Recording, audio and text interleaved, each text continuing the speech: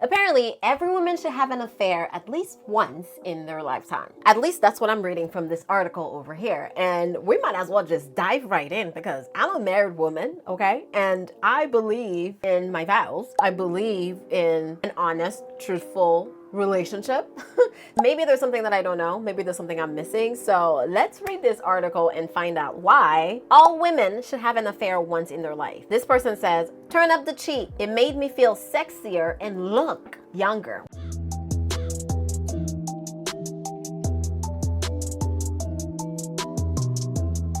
Look younger? Is that all it takes? This article is written by Rachel Foster back in 2021. So you know what? Perhaps we were just out of the pandemic and our brain were still very fuzzy. We weren't really thinking bright, but let's see what Rachel has to say. If you think having an affair is an absolute no-go for you, think again.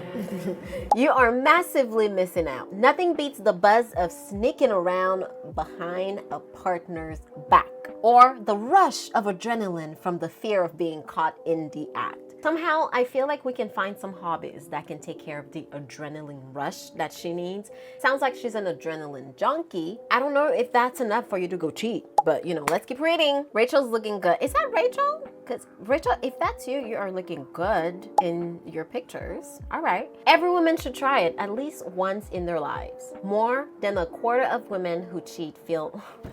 Who's coming up with these stats? More than a quarter of women who cheat feels more attractive and 20% feel younger, according to a study by Affairs website. IllicitEncounters.com. IllicitEncounters.com. Let's see. Is that a real website? It's a real website. Discreet, safe, and fun. I feel like I need to get out. I need to get out of here. UK's leading married dating website. I don't know what it means. Is this literally for married people to cheat? Anyways, back to the article. And that comes as no surprise to me. My affair made my skin glow and I felt both youthful and energized. I didn't need Botox or a gym membership when I had a bit on the side. I don't know. Have you tried Korean skincare? Because I feel Korean skincare really gets the glow going. Somehow though, I feel like my interest is still peaked a little bit because she said she didn't need a gym membership, and if I can feel younger and my best self, not have to go to the gym, and all I have to do is, you know, an affair here and there, maybe I'll consider. I'm kidding. I am a married, faithful woman, and I believe in remaining that way, okay? I'm not trying to ruin my relationship because I needed an adrenaline rush. Shall we keep reading? I was in a steady but mundane relationship with James when my head was turned 4 years ago by married men at work. Ah! Okay, that makes sense because if you are married and you're going to have an affair, you might as well have an affair with another married man, right? Because now I can only imagine in my mind, they can't really threaten you with, hey, I'm gonna go tell your husband because I mean, I'll tell your wife, right? Like we're in the same boat. I think that makes sense. All right. It was not as though I was looking to cheat, but after a year with James, the initial spark had fizzled out. In the early days, he lavished me with meals in fancy restaurants, bought me flowers, and made me feel like the center of his universe. Classic story. I had never met a man like him who was completely obsessed with my happiness. Sexy underwear. Without warning though, cracks began to show. I cannot put my fingers on exactly when or why it happened, but the fun nights out became boring nights in and I felt invisible. Oh, one thing that I've realized, you can say a trend because when you are dating and you start in a relationship, typically you're in your best behavior, so is the other person, you put your best foot forward, you guys are going out a lot. Like that's the part of the relationship that is usually most exciting because you know, it's new, it's interesting for both parties. But then I think naturally, over the course of a relationship, this type of things will fiddle out. And that, I think it's normal when it comes to relationships, right? A lot of the times we think that we're going to be on a high all the way through, but I actually think you get to a space where it's almost like mundane, it's boring, you fall into a routine. And for me, I think that's why it's important for you to have your own sense of self and your own sense of happiness and your own own hobbies and things that are completely separate from the relationship. I truly believe in that, because you can still do your own thing. You can chase your own thing. You can, I don't know, find your own adrenaline rush with the things that you do just for you without depending on the other person. Or worse, really making it their responsibility to keep you entertained and keep you on a rush and keep you on a high.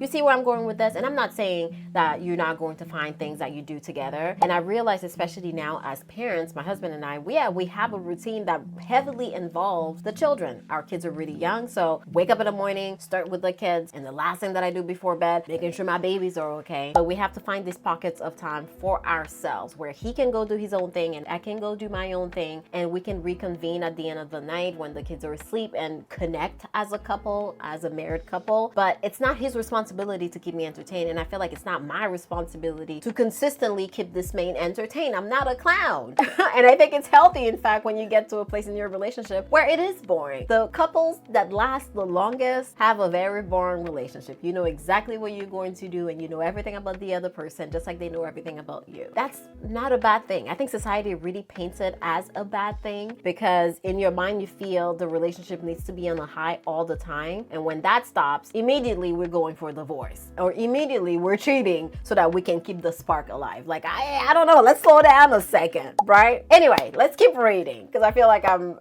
going off a little bit. I feel like this video is already getting me going. It's making me go places that I don't even really want to go. All right, so early days, things were great, and then without warning, cracks began to show. They always say without warning, but I don't truly believe that. I feel like the warnings are there, the signs are there, but we as women choose to ignore them. Or men too, but I can only speak from a woman's perspective. I cannot put my finger on exactly when or why it happened, but the fun nights became boring nights in, and I felt invisible. When James did not have his head buried in his phone, he was on his game console. I was 38 and I could feel my youth and confidence slipping away. I gained about 2 stones in weight. What are stones in pounds? Stones in LBS. 14 pounds is 1 stone? Whew! Rachel, no. You mean 28 pounds? That's a lot. I gained about 2 stones in weight, finding comfort in chocolate and cake. Okay, I can see where the 28 pounds came from. Yet the more I tried to talk to James about how I was feeling, the more he clammed up. I can see how that's problematic. If I tried to spice up our sex life with sexy underwear and killer heels, he spurned in advances. Sometimes I caught him looking at other women in the streets. I mean, I guess he's not blind, but I think that's a little problematic if he's not looking at you in the bedroom. So when Andrew began flirting with me on a work night out, I felt flattered. There it is, the opening happened. He was 10 years younger than me and estranged from his wife. As we laid together afterwards, planning our next secret rendezvous, I felt alive for the first time in years. After a few drinks, we ended up going back in his place, having incredible, passionate sex, which lasted longer than James' 10 minutes. Oh no, James can't do no right, apparently. I had never experienced a rush like this, and as we laid together afterwards, planning our next secret rendezvous, I felt alive for the first time in years. Going back to face James afterwards was not easy, but having spontaneous, mind-blowing sex with Andrew was all I could think about, and it erased the guilt. Ooh, that's all it took, Rachel? Is that all it took? You didn't feel bad about cheating on your husband because you had some passionate sex with another man? Oh, I don't know. We read and we don't judge, but I'm judging you in my mind. I became meticulous about covering my tracks, and the prospect of being caught out became part of the thrill. See? Rachel, I think we could have done something else versus completely ruining our marriage. Maybe taking a trip would have helped, you know, bungee jumping? Jump out of a plane. Oh, that would have done it versus cheating. Andrew and I met up whenever we could without raising suspicion. I put a lock code on my phone so James could not check my messages, and I've always made sure it was on silent mode. I even concocted a story about how I had enrolled on an evening dressmaking course so that I could get out of the house and do my dirty deed. Another time, I conspired with a friend who called me to arrange a night out while James was in earshot. And instead of meeting her, I went to see Andrew. Oh my God, you're sneaking get around you, Rachel. Although the deceit made me feel guilty in the beginning, I pushed it aside. Sex with Andrew was fun and spontaneous, and I could not get enough. Whether it was in a hotel room or in the back of a car seat, I don't know. If I'm 38 years old, I promise you I'm not having sex in the back of someone's car. No. That is the most uncomfortable place to have sex in. I'm sorry. I had to say it. People are trying to make it seem like it's cute, but the way my back is set up and my sore muscles, I don't see myself doing that at 38 years old in the back of a car. No, we're gonna have to raise the standards there. One time we had sex in my living room in the middle of the day when James was at work. I drew a line. I'd do it in my and James' bed because changing the sheets would have made him suspicious. That's why. Because changing this I'm sorry. Changing the sheets would have made him suspicious. Not you going behind his back and doing all of this ratchetness. It's changing the sheets. Andrew made me feel young and sexy again. And unlike James, he complimented me constantly at a time when I needed it the most. And you know, I like to argue because it's new with Andrew. He's doing all the things. Of course he's complimenting you. Of course the sex is nice and passionate. Of course you're doing it in the back of his car. But give it 10 years, I promise you all of that would die out, and then you're gonna get right back to that same place where you feel it's boring and Andrew's not doing it for you no more. So are you just gonna keep bouncing right and left from men to men? Okay, I'm sorry. And let me keep reading. How long is this article? Like many women, as they get older, I have become insecure about my body and needed a boost.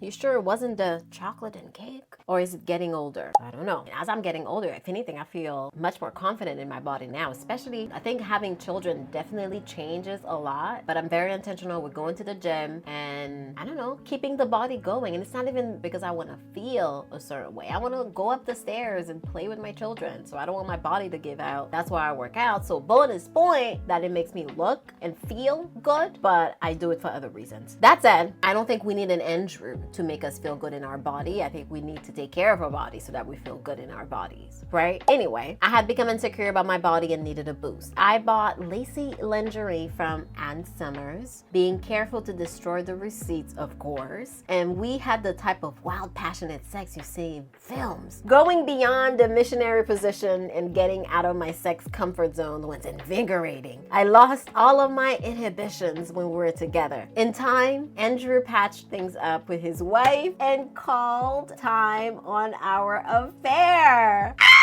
Andrew dumped you? No way! It had lasted 3 incredible months. I missed the rush of endorphins, and by this time, my relationship with James was sexless and dead. 3 months on, and after 2 years together, James ended things too. Wow. I feel like James knew. He had no idea about the affair. I'm sorry. I need to slow down. Or if he did not show his suspicions. Maybe he was getting his kicks elsewhere too. I did not fall apart when our relationship ended because my affair with Andrew had shown me that I deserved better. Although I have been on dates since, I'm 46 now and still searching for the one, which has been tough during the pandemic and in a small place like Preston. I think it's very interesting that she came to the conclusion that all women should have an affair once in their life based on her experience. That's not what I'm getting at all. For some reason, that is not it. I think all women should have the right expectation of what building a life with someone looks like, and I mean long term, because then it's not going to be thrilling, it's not going to be exhilarating, it's not going to fill you with adrenaline every single day. There are going to be days where obviously you connect with your partner on a different level, and then the rest of the days are pretty boring. They are mundane. It's the same thing most of the time, and I actually find a lot of enjoyment in the boring things that I do as a wife and as a mother. It's also not crazy exciting every single day as a mom, so am I just going to walk away from my kids because they're not filling me up the same way? I don't know. I think that expectation that we have around relationships sometimes is cute, and I'm not saying to stay in a relationship that's not fueling you. I'm not saying that, especially if you're already married. You might as well make your relationship work if you can, if it's not abusive or if it's not completely done. I think there's a lot that we can do. If you're cheating, at least accept it in your mind that the relationship is over. Because if your partner is finding out that you're cheating, I don't know how you're going to come back from there, especially if you're just saying, well, I cheated because you don't call me all the sexy names that you used to call me before, or you don't do the things that you used to do. And I think there's a way to open these conversations, because if you are coming from a place of blame blame, like it's all your partner's fault and they're not doing this and they're not doing that, I feel like that's going to push them away even more, either on his phone or disconnected playing video games. And I think that shows a lot in terms of where the relationship is. They are disconnected from one another. You're not connecting, you're not talking, you're not really doing anything together. And that's probably where a lot of the issues comes in. Obviously, I'm speculating. I don't know Rachel, James, or Andrews, but if you're at the state of a relationship where it's dull, it's stale, and you're really not doing anything together, then perhaps that's when you need to shake up the foundation. What can we do? Let's go on a trip together. Let's jump out of a plane together. Let's do the things that you used to do that got you together to begin with and see where that takes you versus telling every woman to go cheat. I don't think that's the answer. Do not listen to Rachel's advice if you want to remain married, because Rachel is no longer married and she's 46 and still looking for love. Aww. I don't know what that says about everything. Anyways, leave your thoughts down below. Let me know what you think about this article. Should all women cheat at some point in their lives? Let me know. Actually, you know what? Don't let me know, because I'm not about to find out. I definitely love my relationship with my husband, and I am not about to risk it because someone like Rachel said on an article on the internet that you should go cheat on your husband. Don't do it, girl. Anyways, thank you for watching. I'll see you in my next one.